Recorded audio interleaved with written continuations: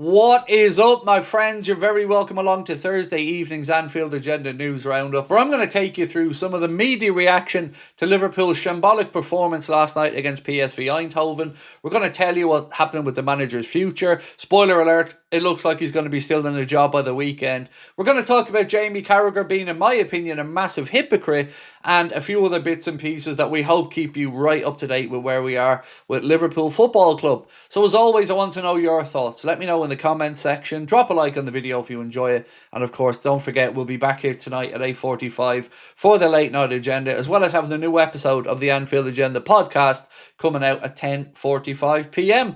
So, the Carragher hypocrite stuff, I want to kick off with that because we all know the other day Jamie Carragher said on Sky Sports, as did Gary Neville, many others as well, that it's too soon to talk about the manager being fired. That's nice, calm, composed, no camera in his face when the match is going on, like me, who does have my little angry moments and says stuff that people like to call me an embarrassment for. Well, camera off Jamie Carragher last night with regards to his work as a pundit, but still people recording him, said this: "Oh my God, Canade, watch Canade here. Oh my God, I've effing had enough. That Canade, that's a sackable offence for effing picking him, should be sacked for that."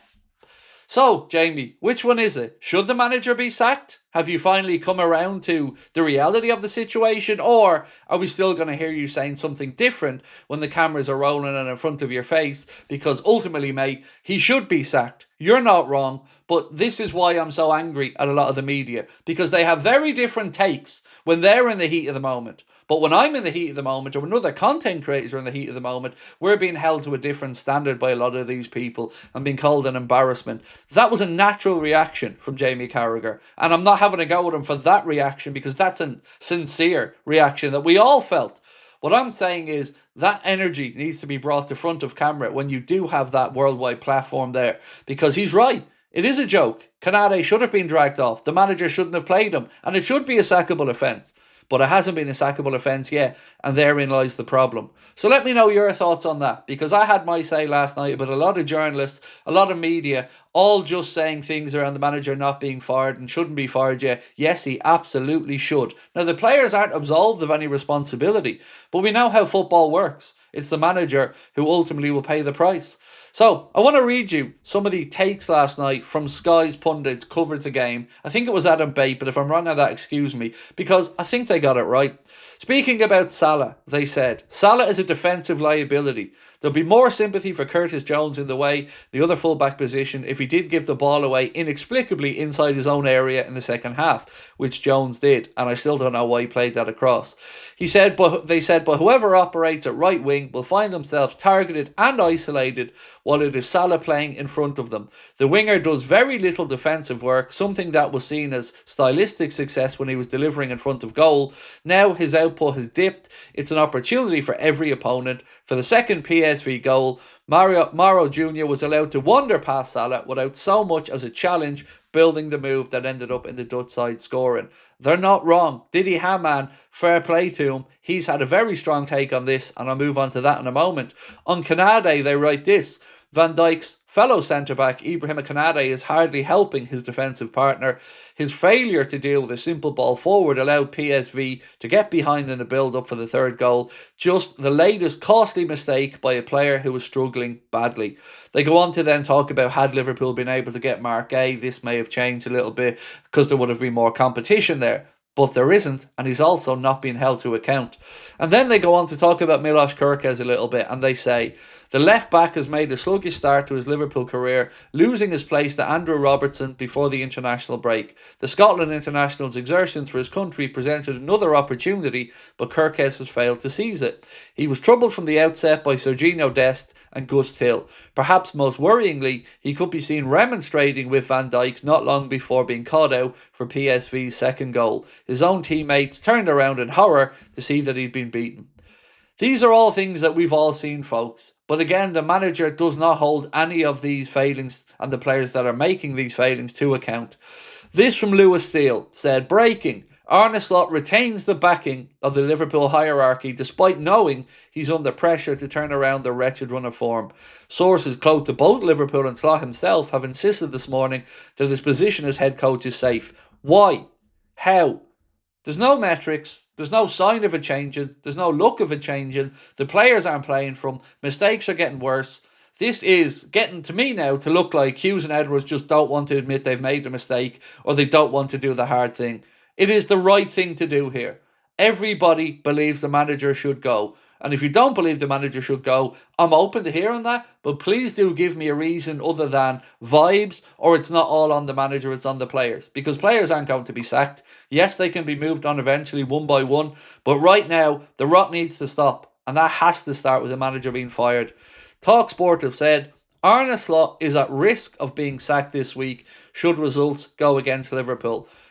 They've already gone against Liverpool. We've been beaten by 3 goals 3 games in a row. We've conceded 10, scored 1. It's an absolute disgrace where we are this season. And the players are not putting in the shift for the manager. His tactics just simply are non-existent, and our style of football is God knows what. But it is pathetic. The fans have turned, and it'll soon see more and more walkouts from fans who are paying their hard-earned money to go and watch this dross, while the people in high-paid positions stick their fingers in their ears and think it's acceptable. It isn't acceptable. There is not enough good grace when in the league last year. This needs to stop right now. Lewis Steele also said, Arne Slot undoubtedly under pressure but retains the backing of the Liverpool hierarchy right now. Not good enough. It's just not good enough. What makes them think he's going to turn this around? There's no signs of it. Nothing.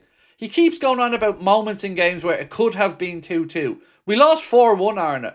Could have got to 2-2 is no good. Your captain's out there punching balls in the penalty area. Your right side striker doesn't want to do any work.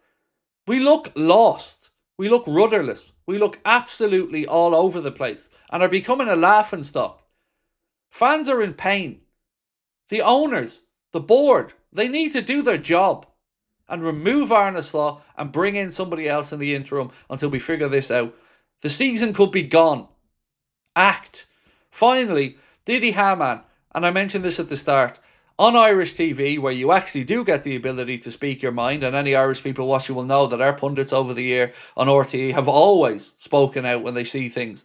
And he said, what Salah did for the second PSV goal, I think Slot had one chance to take him off straight away, because what he did there was disgraceful. He's not wrong. It was disgraceful. And Arne Slot stood there 15 yards in front of him and allowed it to happen and did nothing about it. Didn't hold him to account. He finished the game yet again, stinking the place up.